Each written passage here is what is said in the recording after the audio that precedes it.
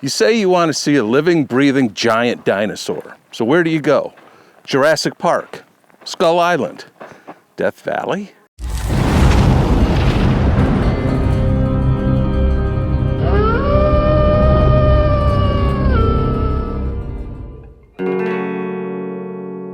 If you're like me, you grew up fascinated by dinosaurs.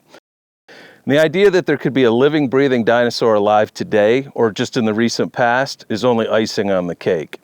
So while doing research in the archives, I came across a series of articles detailing stories and eyewitness accounts by prospectors and scientists who had claimed they had seen just such a creature.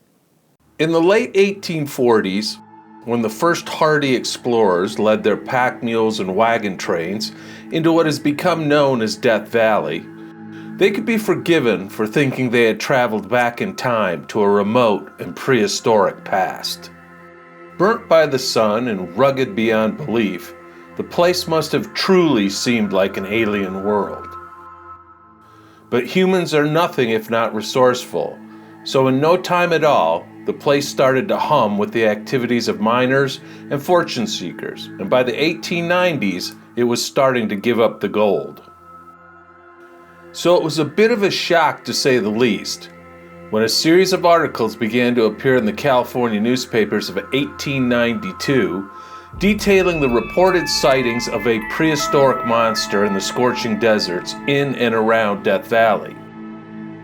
Eyewitnesses described a huge reptile about 30 feet long, which walked sometimes on two legs and sometimes on all fours, being seen at various times.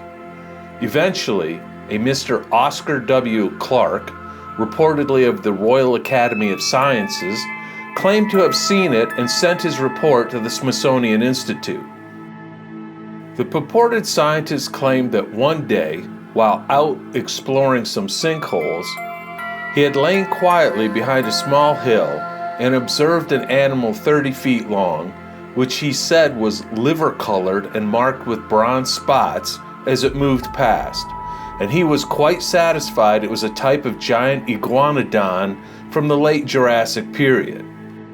Understandably, he was unable to persuade his companions to try and capture it, and the strange creature soon moved off into the desert, but not before leaving behind a stink that Mr. Clark said was, quote, something awful. He finishes his rather detailed report by saying, "I am satisfied that my deductions are correct, and that there is today living and existing in the desert of Death Valley one of the most remarkable animals now existing on the face of the globe, none other than one of the monsters of the prehistoric epoch, a true wonder of the centuries."